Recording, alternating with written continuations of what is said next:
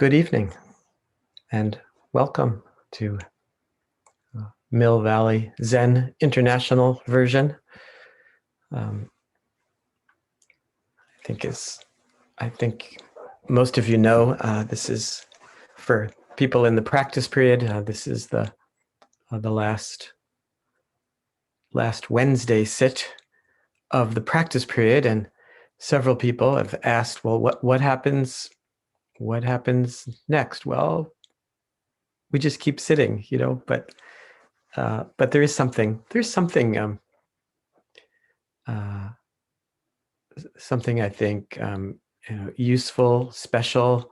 Even Dogen in his writing describes the sacredness of this form. Something sacred about the form of the practice period, and traditionally, in monastic life, there'd be ordinary, there's ordinary monastic life of people living in a maybe secluded way, in places like Tassajara Zen Mountain Center. People live there. Some people live there year round, but then there's these 90-day containers of practice period, and where there's a kind of a good deal more intentionality to practicing with focus and intensity. And there's also traditionally would be a different schedule, maybe a more intensive schedule, starting the day earlier, more meditation, a little more study. There's various rituals that happen at Tassajara. There's now once a month. There's a week-long retreat. So there'll be three in this 3-month practice period. There'll be 3 week-long retreats, and there's an opening ceremony to open the practice period, and there's a closing ceremony, and we will do some kind of we'll sit, those who can, on Saturday will sit for a day as our kind of retreat and way of closing the practice period, and there'll be some kind of a ceremony to officially bring the practice period to a close. Yeah, I definitely feel I feel it. I feel there's something that I really appreciate about the form of these practice periods. It's funny, I don't think I appreciated it as much when I was living at Tassajara, when I was in my 20s. It was just my life. It was just what I was doing. And it really didn't seem like anything special to do. A 3-month retreat seemed very ordinary. And I did 9 of them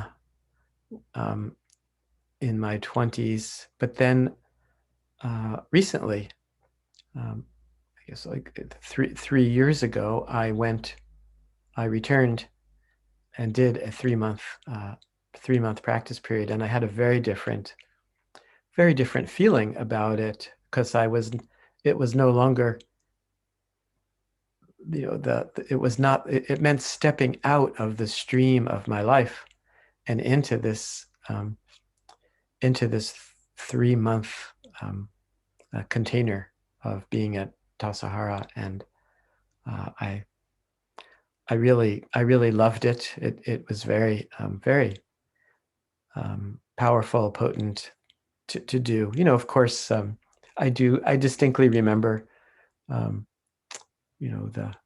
don't remember if it was the first morning or the second morning with the 3:40 a.m. wake up bell, walking in the dark, half asleep, to the meditation hall, thinking to myself, what were you thinking? Like, why? life was so good. Life was so comfortable. This is the middle of the night. What are these, why are these crazy people getting up so early? Um, and um, and I had that thought several times during the 90 days, but mostly I felt like I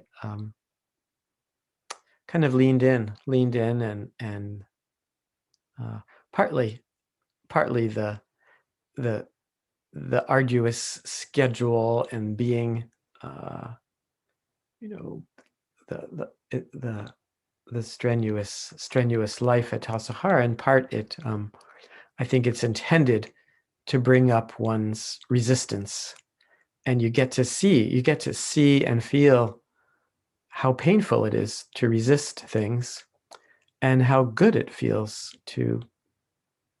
uh, to let go, and to appreciate and enjoy even even getting up at 3:40 in the morning, and sometimes splashing around in the mud and the rain on the way to the Zendo, or even there were a couple of mornings where it was snowing early in the morning, but so practice period. um, so we've been studying, reading, talking about this fascicle of Dogen called the Genjo Koan, the koan of everyday life. And it's the kind of thing that for me, I feel like I can read it and study it and study it, and it never quite grows old. I never quite feel like I've grasped it or understand it, but there's something beautiful about it. And this section tonight is, I think, also quite beautiful, quite poetic, and there's a lot of teaching that Dogen is imparting to be that could be unpacked. Um, and this is the last paragraph, and I'll go ahead and read it. Um, and again, as I tend to do, I think there's something about uh, reading it as poetry. Just listening to the words and the story in this case, and then we can go back and then read it again and maybe try to get a better sense of what the teaching is and what Dogen is trying to say. Um, so here it is. Zen Master Baochi of Mount Magu was waving a fan. A monk approached him and asked, "The nature of wind is ever present and permeates everywhere. Why are you waving a fan?" The master said, "You know only that the wind's nature is ever present. You don't know that it permeates everywhere." The monk said, "How does wind permeate everywhere?" The master just continued waving the fan. The monk bowed deeply. The genuine experience of Buddha Dharma and the vital path that has been correctly transmitted are like this. To say we should not wave a fan because the nature of wind is ever present, and that we should feel the wind even when we don't wave a fan, is to know neither ever presence nor the wind's nature. Since the wind's nature is ever present, the wind of the Buddha's family enables us to realize the gold of the great earth and to transform the water of the long river into cream. So this story about Baochi of Mount Magu and the fan is a very famous story in Zen literature, and appears in various other stories and koans and pieces of writing. So Dogen has heard this story many times.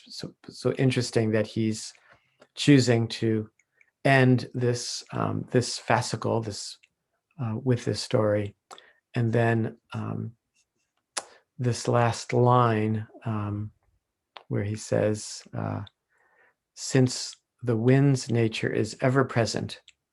The wind of the Buddha's family enables us to realize the gold of the great earth and to transform water of the long river into cream. Yeah, and so much of this is, in a way, playing with this core idea that keep coming back to in Zen, and this, in some way, it's such a core idea, teaching, paradox. This question of form and emptiness, or the absolute and the relative, and that's a lot of what this story is about. This questioning, the monk, in a way, kind of questioning, coming to his teacher with this sense of the absolute, right? Basically, in a way, he's saying a statement or a question that was Dogen's question for much of his life, and what brought him to leave, to risk his life and leave Japan and go to find a teacher in China, because partly because he had this question: if everyone already has Buddha nature, why do we need to practice? Why do we need to practice if everyone has Buddha nature? This was such a burning question, and I think this is such a great, lively, powerful question for all of us today. And in a way, there's something, something very, how to make it, in a way, how to embody this question and how to make this question personal and universal for all of us. This question, right? That we all, it's a lot like, very, very parallel to this Suzuki Roshi, you're perfect just as you are, and you can use a little improvement, right? This is that same idea, that same concept, that there's nothing needed. There is nothing needed, but we can't rest in nothing needed. We need to practice. And partly I think, and we practice with this embodying again and again that there's nothing needed, and with this precise sense of developing ourselves, using like, there's not going to be any wind without the fan. We need the fan. The fan is like the fan of, it's like, in a way, I think the teacher's saying, go practice, go practice, pay attention. It's not enough to say everything is perfect. Why, if the wind is permeating everywhere, if everything is perfect as it is, why do we practice? So I think this is the kind of the teaching and questions that Dogen is playing with here. And in Shohaku Okumura's commentary on this, he refers to another story that is, again, it's funny. The things that I think of as famous and well known are famous and well known in a very thin slice, but there is a story, a similar teaching story, that goes back to this goes back to like the 6th century China, when in a monastery, when there was a kind of a contest in the monastery, where the abbot of this monastery challenged all of the monks to come up with a poem that showed what their understanding was, what their understanding of the teaching of the Dharma, their understanding of Zen is. And, and apparently it was really obvious to everyone who the next abbot was going to be, who was going to receive the the Dharma transmission from the teacher. So no one dared write a public poem except for the person who was the obvious candidate. And he wrote this poem that said, the body is like the Bodhi tree. The mind is like the bright mirror stand. At all times, we must strive to polish it so that the dust does not stand. Right. So this was the poem that was written, in the middle of the night in the monastery. The body is like the Bodhi tree. The mind is like the bright mirror stand. At all times, we must strive to polish it so that the dust does not stand. However, as the story goes, the next morning, right, also on the wall, publicly displayed, probably next to this, was another poem.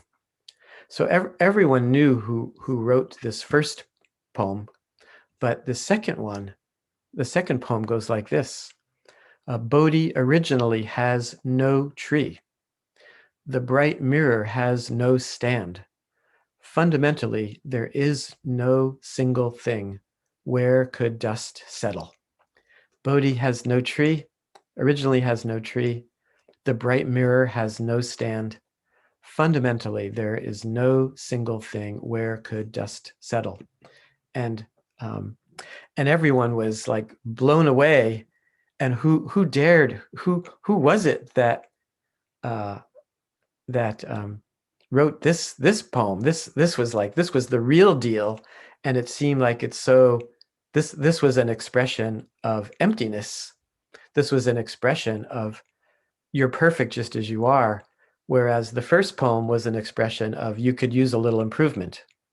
But so it turned out that the story was that this second poem was written by a kind of an unknown monk who was new to practice, could barely speak the language, and but the Zen teacher recognized this monk's understanding, and in the middle of the night made him the next abbot.